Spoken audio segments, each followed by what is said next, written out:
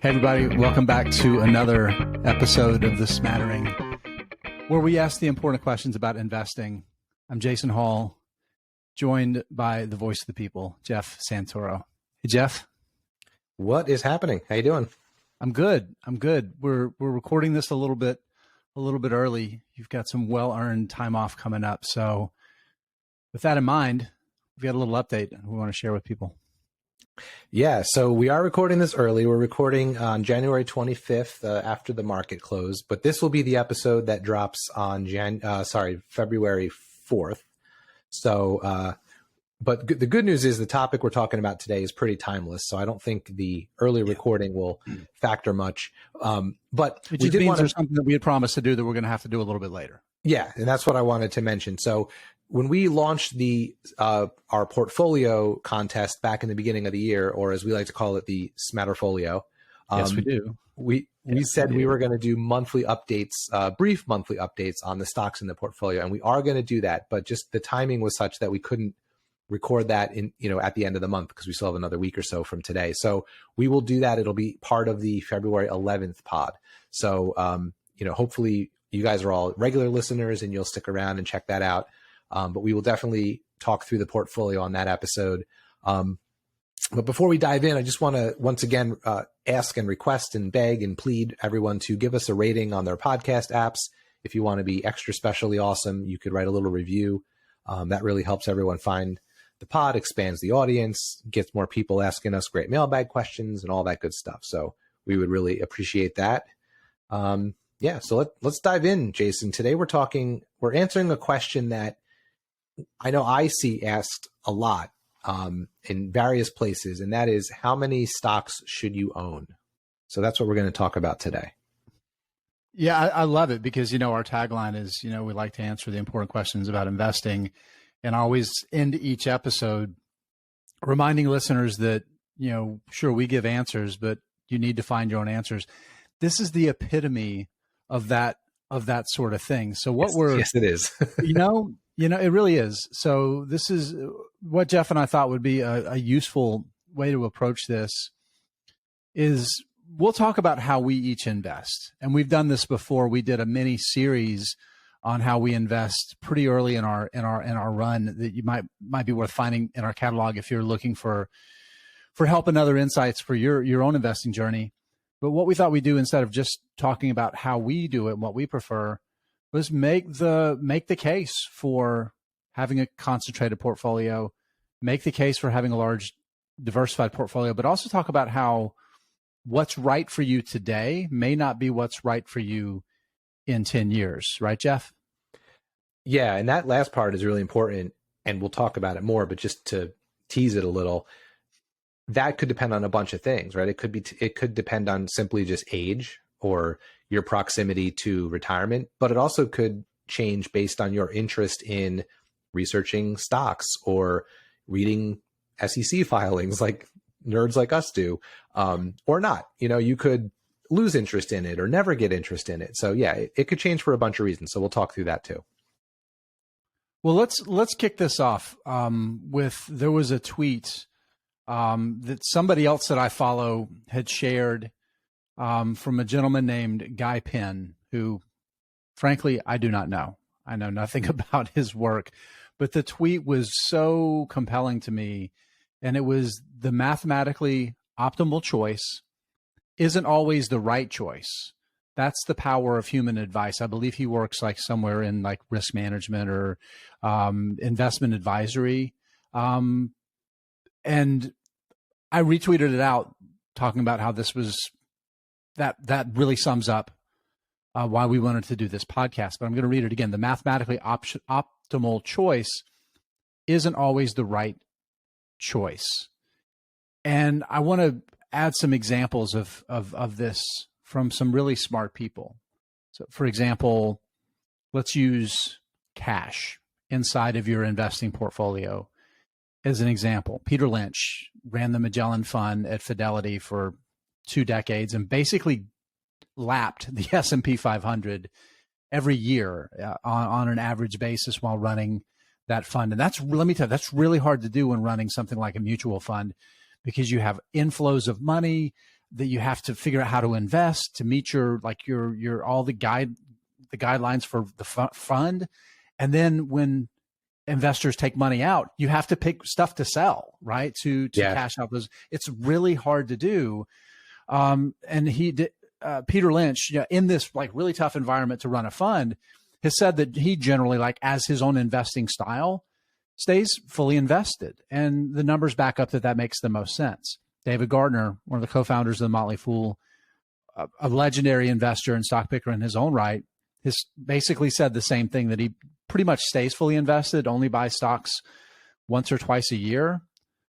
On the other hand, there's a lot of people that talk about the value of cash as a margin of safety, optionality, none less than Tom Gardner, David Gardner's brother, co-founder of the Motley Fool and the CEO of the Motley Fool, has talked about the value of having cash, maybe 10% or more. So that's exactly it, right? That's the difference between what's optimal and what's best for you. And I think it's the same thing when it comes to how many stocks in your portfolio. Yep, I agree. And, just to continue the cash example, and also to compare you and I to Tom and David Gardner, obviously, we have similarly opposite cash strategies just between the two of us, right? You're someone who does, you're more Tom. You do keep a lot of cash, whereas I mostly stay fully invested. To me, I think of it as if there was a really compelling reason to put more money into my investment portfolio than I do normally, I would just pull that from my savings account. But I don't routinely keep cash in my brokerage account, or whatever, for when the market falls. And I know you have a whole strategy around that. And again, people can go back and listen to on our earlier series called How We Invest. So let's kind of set some frameworks. I think there's one thing that you and I generally agree on. I think this is particularly true for newer investors, maybe people that don't have as much time to dedicate to actually doing the dedicated intensive research to picking stocks. Maybe they outsource it and they have a membership to Stock Advisor or Seven Investing, one of those services out there where their analysts, so that's their job, is to do the research, and then they make recommendations. So you're taking these pre-vetted ideas and then buying them. I think generally having, 25 plus stocks is probably a really good idea for anyone who's picking their own stocks, because it's really hard, right? And if you look at like the averages, like this is some of the things, and we talked about this last week in the mailbag. We had I think it was Chris, one of our longtime listeners, who asked a question about the percentage of stocks that outperform, and I answered it a different way, talking about the percentage of gains that the average investor is likely to get, where they're going to come from. And it's like 20% of your stocks is going to generate 80% of your returns. You have to be really good to run a concentrated portfolio, because you only get a very limited number of swings, right? Yeah. And if you make bad decisions, the downside risk is, because you're more exposed to that individual company risk if you only own 10 stocks, right? It's an outsized downside risk. If you own 25 stocks, then you have a little bit more margin of safety. As I can't remember if it was Munger or Buffett. I think it was Munger who said diversification is a hedge against ignorance, right? Right. And I think most like retail, regular down the street investors who have a full-time job and they invest on the side, that's a real thing you're going to have to face on a regular basis. Yeah. And one of the ways we've defined risk in the past, again, you can go back and listen to, we did a whole episode on risk. But what was, risk is catastrophic loss, right? Or so permanent loss of capital. Permanent loss of capital. So, yeah. And the beauty about investing in the stock market is if you invest in the S&P 500 at the worst possible time, at the high before a crash, and hold for long enough, your risk of permanent loss is zero. Investing in the market, right? The short-term risk is there in the volatility, but the long-term, the risk is zero. It's when you concentrate and have on intense individual company risk. That's the thing, right? That's when you're risking on with these concentrated portfolios. Yeah. And so the 25 stock minimum sort of floor to your portfolio, so to speak, could be the thing that prevents that catastrophic loss across your portfolio. It's, if one of your 25 goes to zero, but the other 24 don't, that's good. Right. But the other side of it too is cap your loss at 4% versus 10%. Right. But it also can spook you, even if it's not catastrophic loss. I've told this story before, but I have a family member who only invested in a handful of individual stocks back in the 90s. Now, thankfully, this person had a ton of money in index funds and mutual funds through their 401k, but they dabbled in individual stocks. And I want to actually talk about that aspect of this later on too. Bought Cisco at the very peak, and I don't think it's ever come back to that level. And it spooked this friend of mine out of investing for a really long time, because then it became, oh, it's rigged, I can't win, what was I thinking? Whereas if that person had 25 stocks and Cisco, crashes after they buy it, now they can see success in some other places. So yeah, I think we're on the same page there. If you're new, if you're newer, if you're learning, if you're not going to spend a lot of time, that's a good sort of minimum to kick off your investing journey with. This is stunning. You brought that up, and I looked at our Y charts, something we have access to through our hat tip here to the Motley Fool and Y charts. Cisco says, and this is total returns. This is factoring in the dividend that it started paying along the way, probably 10 years ago. It's still like 23% down from the 2000 high.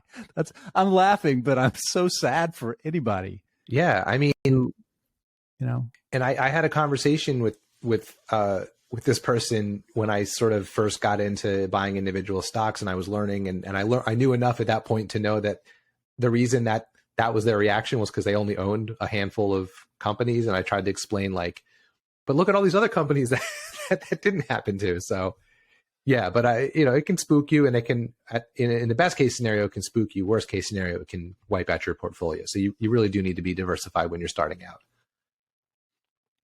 Let's make the case for a concentrated portfolio, Jeff. We had Brian Withers on a few episodes back, somebody that was able to walk away from a six-figure corporate job in their early 50s and has transitioned to a very concentrated portfolio, from going from 50 plus stocks down to this concentrated portfolio, and seems very comfortable with that, even though we've gone through kind of the tech crash 2.0 here over the past year and a half. And I'm just curious as to your thoughts about,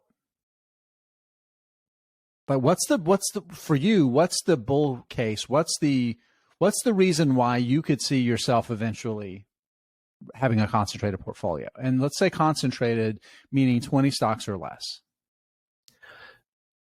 So I can think of it two ways. I can think of it the reason I might end up there, and then I could talk about how I could see, the average person ending up there. So for me personally, it's two things. One is that the more I learn and the more I feel comfortable making a decision about a company, because I've researched it for several quarters, several years even, and I know everything about the business, and I can see ahead to where I would think the business should be going, and I can maybe see some concerns. The more I learn and the more I know, the more I feel well, why don't I put that into action and go a little, risk on, so to speak, and put a little more money into that company.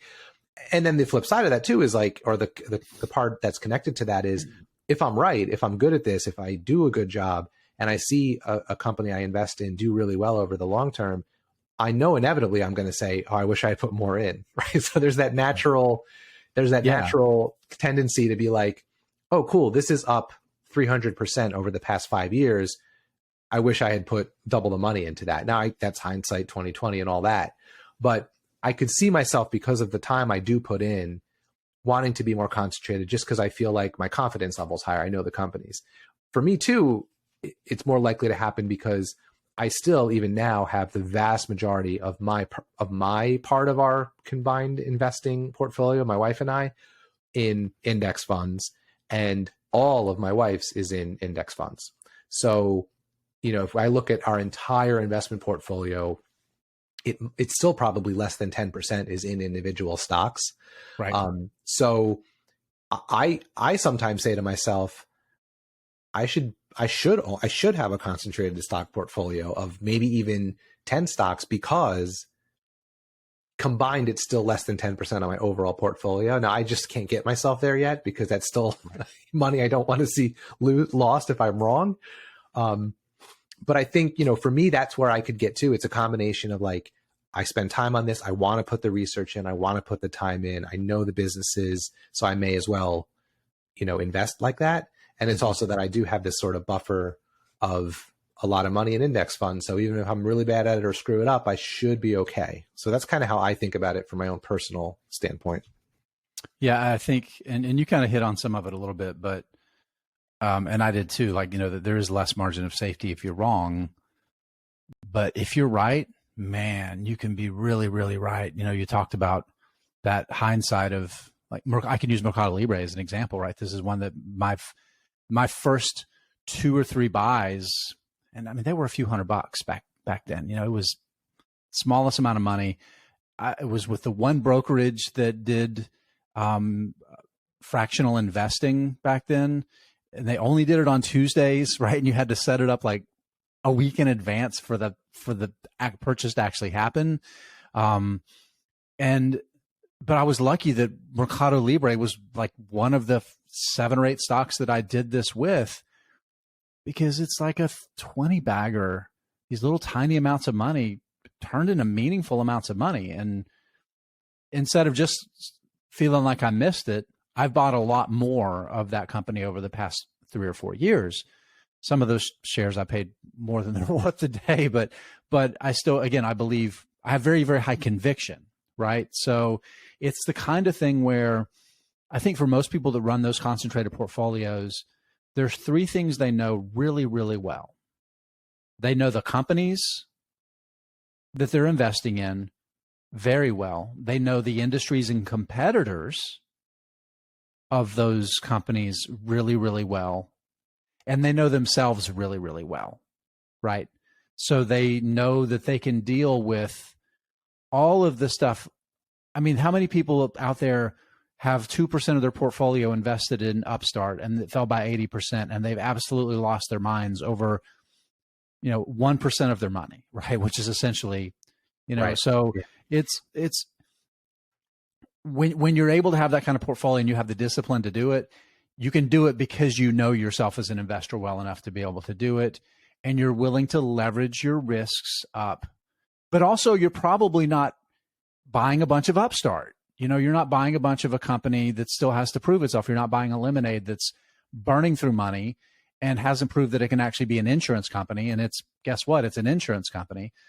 You invest in companies that generate positive cash flows, have strong balance sheets, really clear, durable margins of safety and competitive advantages, and you just see a wonderful opportunity to generate returns. So you build a portfolio in a smart way when you're taking on that concentration. Right. Or, yeah, I think that's if you don't, you're an idiot. But yeah, I think that's the smartest way to build a concentrated portfolio. But I do think some of this has to do with, I don't want to call it risk tolerance, but some people are more comfortable taking calculated risks than others. So I'll use myself as an example. Numbers wise, and this goes to the way we started the podcast, right? What's mathematically ideal is not necessarily ideal. Numbers wise, I could sell my entire portfolio and buy 10 stocks and just go and see what happens. And I know that if that is a disaster of a decision, I will overall be okay, right? Mm-hmm. But I don't have the gambler's mentality, for lack of a better way of putting it, or I don't have the, calculated risk tolerance to make that big of a bet on myself right now. Who knows how I feel a decade from now, but I know people who would do that, and if it's a calculated smart risk, maybe your concentrated portfolio of 12 companies, 8 of them are like the slow and steady dividend growers, but you take a wild swing on 3 or 4 and you're right. With a big where you chunk have of 90% of your portfolio in 8, and then you have 4 more that you've got just a few percentage here and there in, right? Where you're still taking on that risk in a more thoughtful way. Right. That's Exactly. a good way to put it. Jeff, I think I finally figured out how, like, I'm really risk tolerant. As we've talked about, I have tons of speculative bets that I've made, even though I'm about to rationalize it, right? And we're going to have a lot of fun doing that here on the podcast. I think it's because I don't think any of it's real. Like, you know what I mean? Like, I don't think of the assets inside my portfolio as being a real thing. It's a future thing. It's a future construct, right? Well, and that goes back to what we've talked about in the past, which is one of the ways you sleep well at night, one of the ways you can tolerate market volatility is to know that the money you're investing with is money you truly can live without right now. Jeff, there is no spoon. There is no spoon. Yeah, I mean, you don't want to lose that money. Like, if you really think about it, that's bad. It's bad to lose that money, but you're not missing it as it comes out of your paycheck or as you put it into your account, because you've built your financial situation around the fact that you can spare that money for now, so that it does kind of feel like it's not real. Like, I will agonize over, a tenth of a purchase that I make in real life versus the money I invest that I lost in this. Yeah, I'm the worst. I'll spend 2 hours researching a $35 item, and yeah. And then you'll go buy 100 shares of something and not think twice about it. Yeah, I understand. And not think twice about it. It's kind of bonkers. It is. Let's make the case for a large. Before we do that, so let's just to kind of sum up here, right? So, what's like your 2 or 3 bullets on like the pros and cons of the concentrated portfolio? Well, to me, if I was going to sum it up, it goes back to the Munger quote you gave earlier, where diversification is a hedge on ignorance. Right. So to do a Munger-like thing and invert Munger's quote, concentration is a bet on information or research, right? So if diversification is on wisdom. Yeah, on wisdom. Thank you. That's the better word. So basically, you're betting on your ability to know what you're doing, the more concentrated your portfolio is. And if you're comfortable making that bet, you're probably going to be better off, right? I think the data does show that just making a decision and putting your money down today, if you're, gives you better returns than dollar cost averaging, which is what I do, but you have to be right. That's the challenge. Yeah.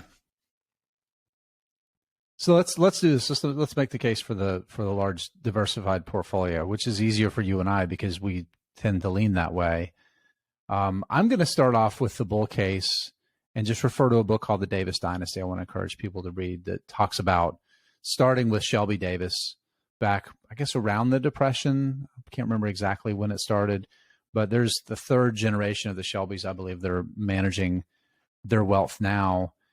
And I don't remember, again, the exact number from the book, but it seems like when Shelby Davis's son had taken over either after his father's death or when his father was really no longer able to manage the investments,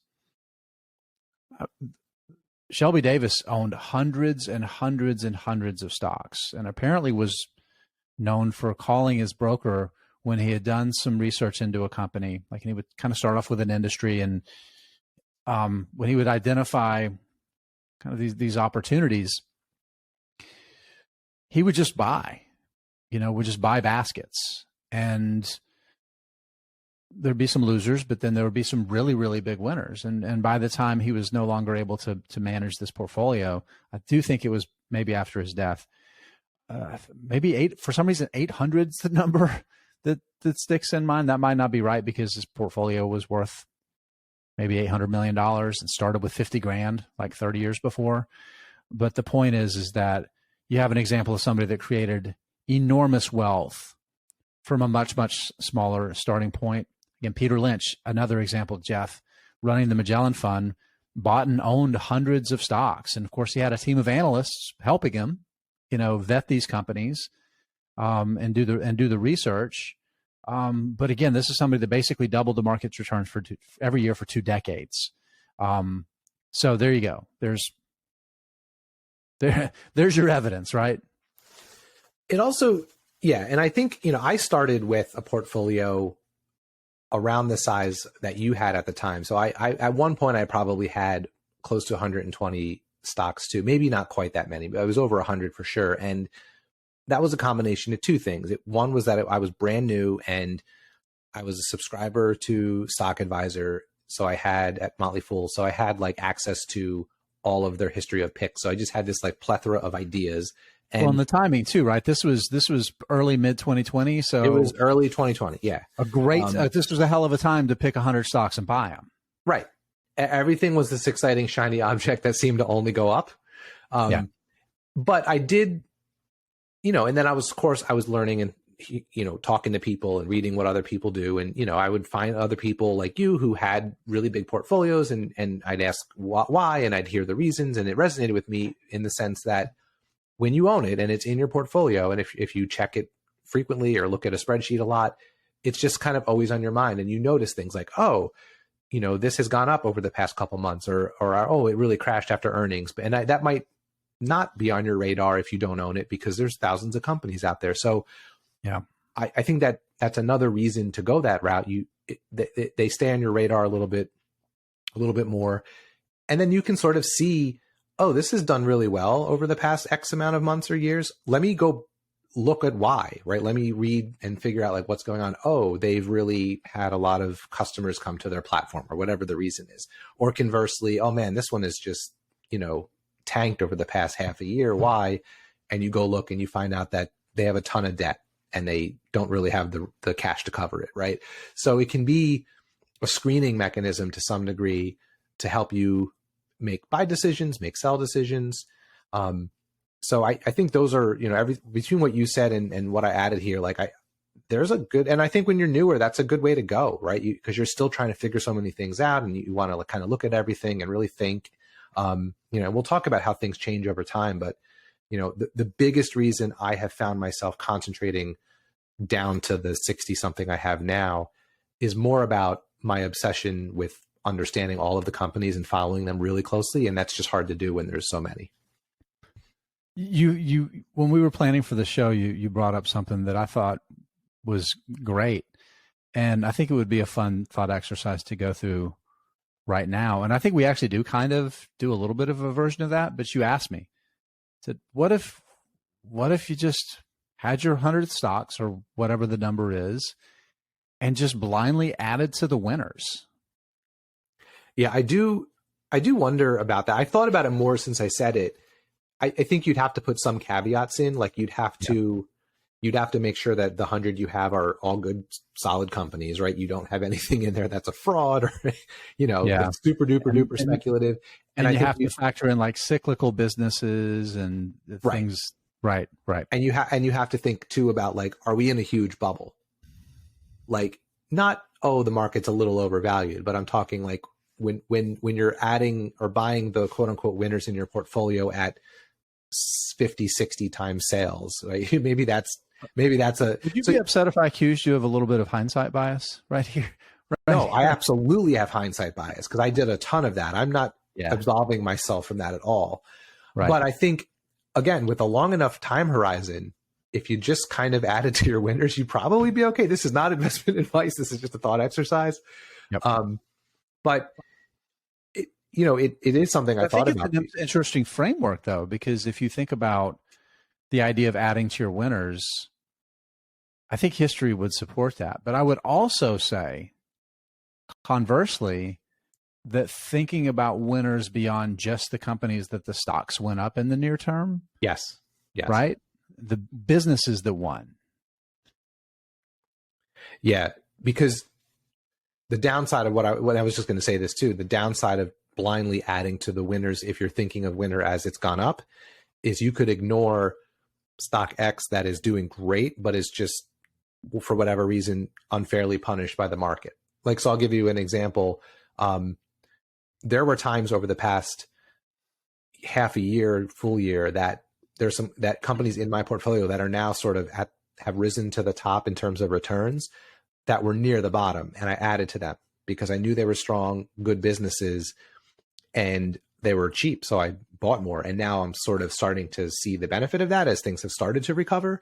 if I was blindly just picking the ones that have risen to the top based on gains, like if I sort my brokerage by total return, I would have missed completely the opportunity to add to some of it. And that was actually something you said to me once when I was talking through this with you, like, because my strategy for my weekly investing is roughly based around adding to winners with a little bit more or a lot more information than just what we're talking about now. And you actually did remind me, like, yeah, but don't forget, that's going to help. You're going to end up ignoring, the trade desk or whatever, that is a great company that's just been beat down because the market's down, because it's, so that kind of made me think differently about it. But I don't know. I still kind of, go ahead. No, I'm just going to, I was just going to say, I still think over a long enough time horizon, it probably, isn't the worst strategy in the world, but I'm not directionally. I agree 100%. I mean, I think a good example, like a real world example of this, and it's cherry picking, but it's cherry picking to prove the point about the great business. And I did some research into Netflix here recently. Ben Thompson of Stratechery, and I encourage you to check it out if you're interested in technology, for investing reasons or otherwise. Check out Ben Thompson's Stratechery. Maybe even give him some money. I subscribe to his newsletter. It's wonderful. But he wrote up this great history of Netflix, just kind of to remind everybody that it hasn't just been this like disruptive winner from the beginning, that there were some real, this isn't the first time the company's had struggles and challenges and like real imminent threats. But in doing some additional research for one of my colleagues, I just ran a stock chart and took a look at it. And like, I couldn't literally count every single time that it happened, but since it went public about 20 years ago, the stock has fallen at least 30% from its most recent prior all-time high, at least 23 times. So the average is more than once a year, you could buy Netflix for a 30% discount to its prior high. And obviously it hasn't recovered from the most recent high, but every other time in the company's history, it significantly recovered. So to Jeff's point, if you only ever bought Netflix when the stock was going up, you wouldn't have bought Netflix at the best times. You probably still would have crushed the market over time, but you never would have bought it a single time at the best time to buy it. Yeah. Yeah. But I like the way you said it. Directionally is probably not the worst thing in the world. Yeah, absolutely. So let's pivot a little bit to talking about how things might change over time in your investing strategy. And I'm not going to say too much because I've sort of already hit on this a couple times. I've mentioned that I've started to concentrate over time, and I could see a scenario where I continue to do that. But we referenced Brian Withers, who was on the podcast a couple weeks ago. He went from a huge portfolio the size of yours down to what he said, 17, 18 now, which is a pretty drastic shift. And now he's sort of pivoting again, not in the number of stocks, but in the types, right? Away from high growth and more towards dividends as he approaches, his retirement age. His dotage. Yeah. You have to be sure and tell Brian I said dotage. Yeah, I will. So what are your thoughts about it? Like, I'm curious because I've only known you a couple years now, maybe three-ish years we connected, and you've always had this massive portfolio. So did you ever have significantly less or more, or have you shifted, or can you see yourself kind of changing over time? Honestly, one of the reasons I like talking about this is to help people avoid kind of the mistake that I made for a long time. And that's that I would set these arbitrary numbers in my head of the number of stocks that I should own, and my portfolio would balloon. And then I would, no, I got to go back to this many. And then I would arbitrarily go through my portfolio and sell off stocks because, well, okay, I'm going to sell this midstream company and keep the other one because I only need to own one, right? I mean, it was literally arbitrary stuff, and it wasn't. I wasn't making decisions that were truly optimal for me. I was making them that were optimal for what other people were saying was optimal, right? And it probably cost me returns. I know it certainly cost me tax money. I would sell winners and in a taxable account, realize tax losses or tax gains. So I'd have to pay tax on it, right? Trading fees over the years, I don't know, probably a couple $1,000s in trading fees doing this back when that was a thing.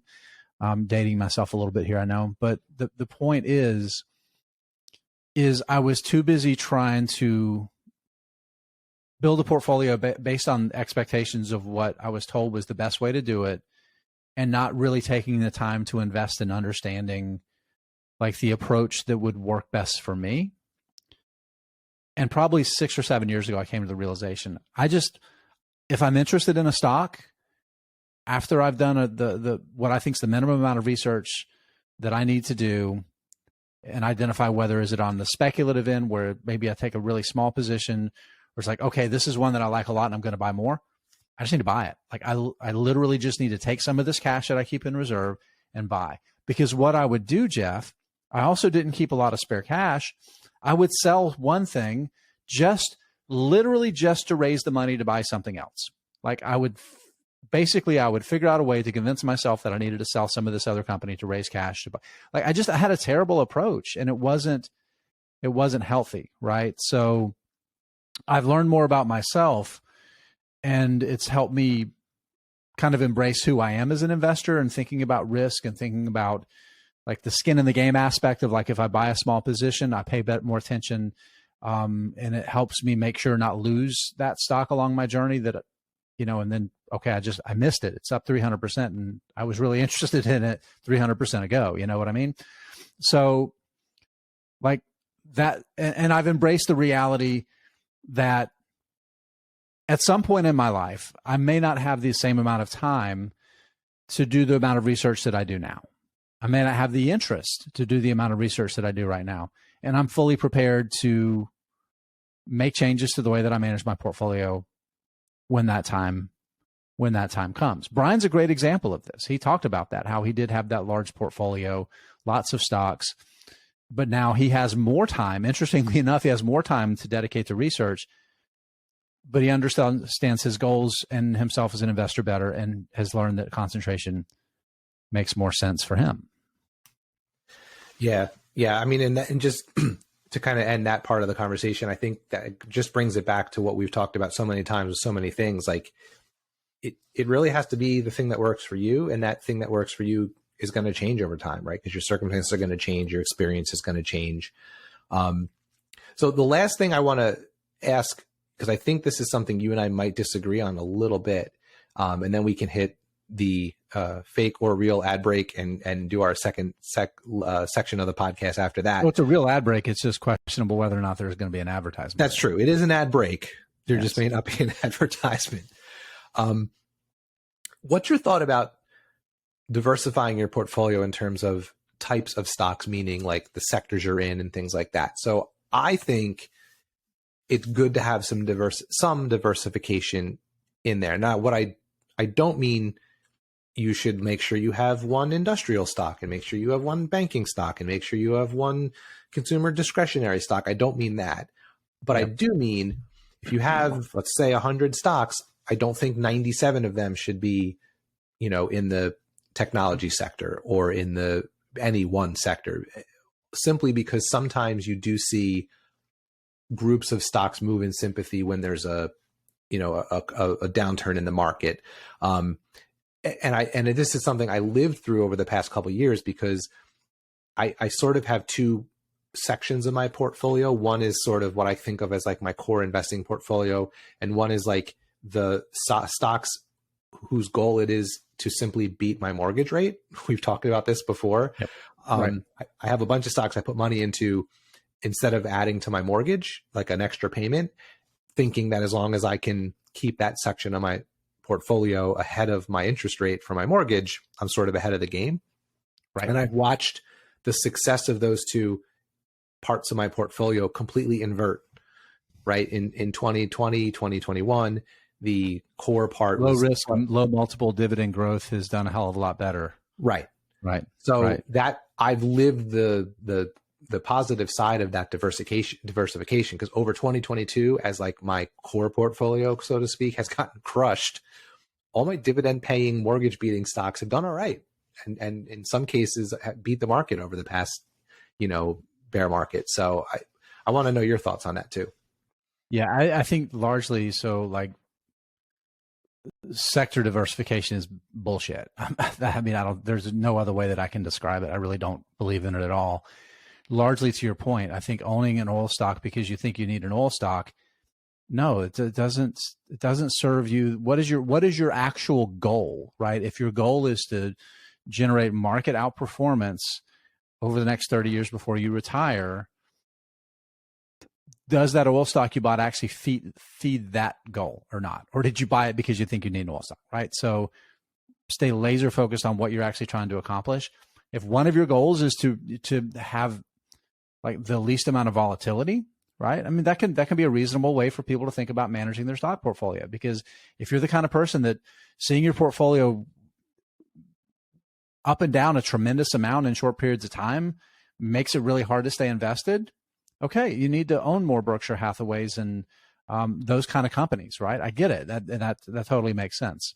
But again, I think it's more about managing yourself than it is about managing like that diversification broadly. Because again, I believe this deeply in my soul, and I think the evidence backs it up. The reality is, if you own enough stocks, 25 or more, it's very unlikely that you're going to have so much extreme concentration to the same risk factors that one large thing that happens related to that industry is going to upend your entire portfolio. I don't think it's ever happened. I mean, if you only own railroad stocks, or only own steel makers, that's one thing, but you're talking like 4 or 5 or 6 companies. So I think like tech, for example, tech is such a diverse, broad industry. Yeah, everything is a tech stock, really. Yeah. Right. So, and if it's not a tech stock, there's a good chance that tech company, maybe they're specialized and they just sell to banks. Right. So, you might have a tech stock that just sells to banks, and then you have banks. Guess what? That tech stock's exposed to the same risk as the banking sector. So I think sometimes we over hedge on the idea of risk, and we remove the word risk in everything that the financial services industry puts in front of you and replace it with the word volatility when you're talking about stocks. And that's what they're talking about when they say risk, right? And you need to think about your ability to deal with volatility just in helping you kind of manage it. And then risk, how much risk are you willing to take on? Then that's going to probably affect how many stocks you think you need to own more than anything, Jeff. Yeah, no, I agree. So yeah, I think maybe we're more on the same page with this than I thought. I like the way you phrased it. Is it serving your goal? It's sort of like, invest with the end goal in mind, right? And don't diversify just for the sake of diversification. Diversify smartly and mitigate any risk concentration, I think, is a good way to think of it.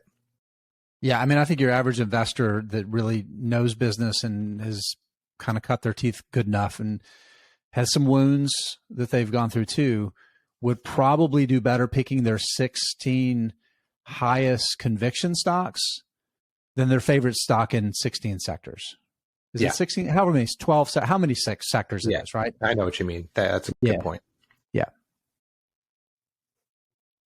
Okay. Am I making the coffee this time, Jeff? Yeah, I think I made it last week, so it's your turn. Yeah, it wasn't very good. No, it wasn't. I'll use my French press. Thanks. Don't go anywhere, people. We'll be right back. Hey, everybody. Hey, Jeff, how was that coffee? Much better than mine. Thank you. Yeah. I knew that. All right. So for our second segment here, a couple of weeks ago, you posted a video when it was back when on the same day we found out about CEO changes at Netflix and also Texas Instruments. And if I remember correctly, the gist of your video was that everyone's going to talk about the Netflix CEO change, but the Texas Instrument one was the one that was more interesting to you. And I know some time has passed since then, and by the time this airs, it'll be even more time. So who knows if there's been any other leadership changes since then. But it's sort of an evergreen topic that I wanted to ask you about, which is just basically, how do you think about leadership changes? When you see a new CEO, when you see a new, maybe even a COO or CFO, right? How much does that factor into your decision-making process or your thesis about a company? Does it depend? Is it something you always care about? Is it something you never care about? Like what are your thoughts on that? The unsatisfying answer is it depends, Jeff.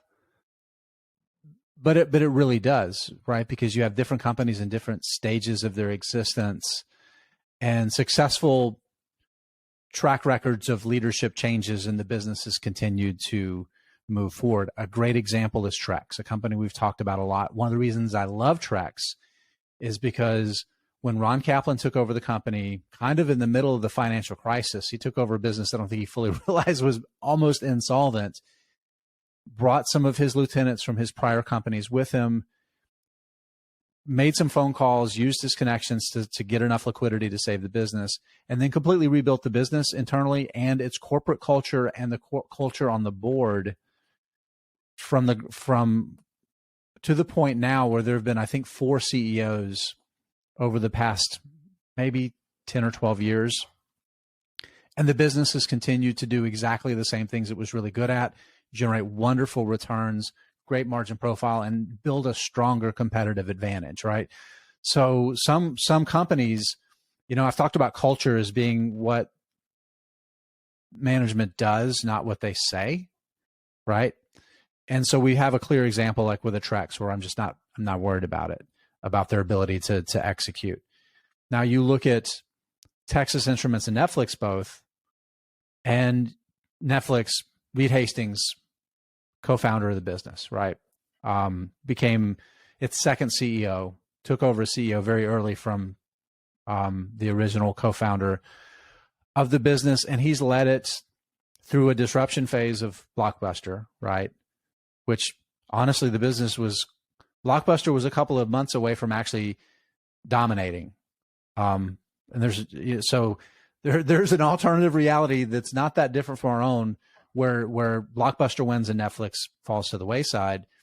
But he had the guts to lead this business through that, and then less than 10 years later to look around and say, oh man, streaming's coming, we have to be the leader here or somebody's going to eat our lunch. Led through that pivot, right? Kind of did some harm to the business doing it too soon, the whole Quickster thing, right? And now you have this really important person who's stepping away, right? Who's stepping away from day-to-day management of the business. But at the same time, Ted Sarandos has been in charge of their content since 2001, right? He's been doing this for 20 years. He's been co-CEO since 2020. So that transition seems really easy. His name's right on the tip of my tongue. I can't remember, but the co-CEO that's filling Reed Hastings' seat has been there since like 2008 and has been their head of product. So product meaning like the app and the technology. So you have the people that were already making the decisions, and Hastings is going to be the chairman, right? So it doesn't feel like there's that big of a change when you really think about it. It doesn't seem like it, right? So that's the key. And then you look at a company like Texas Instruments, and you have Texas Instruments is a 100-year-old company, and then you have Rich Templeton, who the business that Texas Instruments is basically the business that he built starting in about 2000, and then became CEO in 2004. Here's the thing: he tried to step away in 2018, and his replacement was about to get fired, right, and resign from the company within months, right? So maybe I'm being gun shy, but I think the point is that when you have kind of a key man with a company, that it's clear they've been really, really important to what a company's done, I think you have to pay a little bit more attention when there's leadership changes. But Jeff, there's the Lynch quote, right? The any idiot proxy, I think, is the way that I think about it. Is, buy a company any idiot can run, because eventually any idiot will run it. And that gets back to the culture of what does management do, and it really starts from the board, right? Because they set that leadership. They're the one that holds the CEO accountable, and they're the ones that should put the person in place I mean, look at Disney, right? Disney is, you know, is maybe Disney's not an any idiot company. Yeah, that's an interesting one because it's really hard to know. I mean, look, Bob Chapek had some self-inflicted wounds. You know, how he handled some of the controversy in Florida probably wasn't the best from a public, at least from a public relations standpoint. You can take whatever stance on it that you want. Right. No, so that's a good example, but even with that stock down by half, Netflix stock fell like 80% back when the whole Quickster thing happened. Yeah. Right. Even great leaders do stupid things and make mistakes and stocks fall. I've always had a contrarian view on the value of leadership, and I must be not right about it because, you know, there are key man or key person clauses in contracts for a reason, right? You can actually build legal agreements around what happens if this person leaves a company.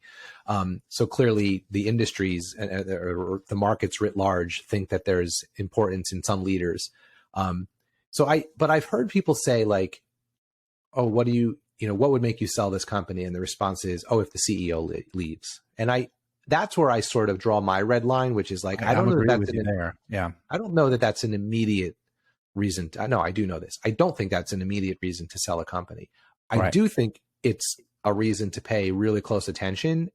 And that's where you'll if George Kurtz, if there was a press release tonight that George Kurtz was resigning as CEO of CrowdStrike, or Eric Yuan was leaving Zoom, right? Like effective immediately, or at the end of the week or something. Tim Cook leaves Apple. That'd be another one. Yeah, right. It's like, it's not that the CEO left, it's the circumstances around which it would happen, right? I agree with you there. I think you're 100% right. Yeah. So, because the reality is like, you know, and a lot of people also put a lot of weight in, oh, this person's been with the company for a long time. And I think that's good. And that's an important thing too. But I don't know, if you're good at your job and you care about the company you're going to, like, I don't see why any of the people you just mentioned couldn't leave and an outsider couldn't come in and do a good job. Now, I'd want to watch and ensure that that happens. I wouldn't blindly just believe that any person, you know, external can come in and do as good of a job. But I've always sort of taken the tact of like, it's interesting when there's big leadership changes and I want to watch how they do. Like, I'm watching the Disney one because I'm very curious if the Bob Chapek era I mean, look, his time as CEO coincided with a pandemic that shut down basically their whole business other than their streaming. Like, I don't know that Bob Iger would have had a much better return either. Right. But on the flip side, his track record for the 15 years he was CEO prior to leaving in 2000 was pretty damn good. He made some pretty smart decisions, acquiring Marvel, acquiring the Star Wars franchises, starting Disney Plus, right? So he also bought 20th Century Fox, which I think everybody agrees was like a massive not the greatest deal. Yeah. Right. Yeah. I'm going to posit this. I think this is kind of close to where we wrap it up. Legendary CEO, one of the biggest market beating companies during his time, Jack Welch, GE. GE was a wonderful investment until he left. And then within a few years after him leaving, like the wheels completely came off. And the evidence is abundantly clear that a lot of it was because this business that was built was full of risk and over leveraged and has been one of the worst companies to own over the past 2 decades, right? Of the large companies that were the most valuable companies in 2000. And I think that to a certain extent, again, I'm cherry picking, but I think to a certain extent that kind of supports it, that sometimes we idolize the super CEO and we put them up on a pedestal. And a lot of times it's not how good they were when they were there. It's how good was the business after they were gone that proves their worth. Right. Because his whole MO was whatever, it doesn't matter about the future of this business. It matters that I hit my numbers this quarter and then I hit my numbers the next quarter and then I hit my numbers the next quarter. And if you're always planning for the next 3 months, you're not planning for the next 30 years. And that was evident as soon as he walked out the door. So yeah, it's interesting. I think just to sort of wrap it up, it sounds like I think maybe we're in agreement that at the least a leadership change, the ones at Netflix and Texas Instruments, and I'm sure we're going to see more over the course of this year because it happens every year. It's worth watching. It's worth keeping an eye on. And I think it's worth, to your point earlier, really thinking about the culture that the CEO who's leaving has built. And if they've done that part correctly, there should be a smooth transition, or at least you would hope there would be. Jeff, I wanted to say this to the end. I know it's going to be kind of shocking, but I'm resigning as CEO of the Smattering, effective immediately. You know anybody that wants a job? Well, first of all, I want to say it's about time. And by the way, who named you CEO? Like, aren't we co-CEOs or? Fair point. Fair point. I'm promoting Jeff. Jeff's promoting Jeff. All in favor of Jeff?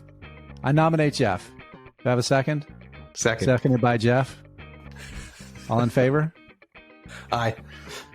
All right. Motion to adjourn this podcast. Let's wrap this up. We did it. Jeff, we did it. All right, friends.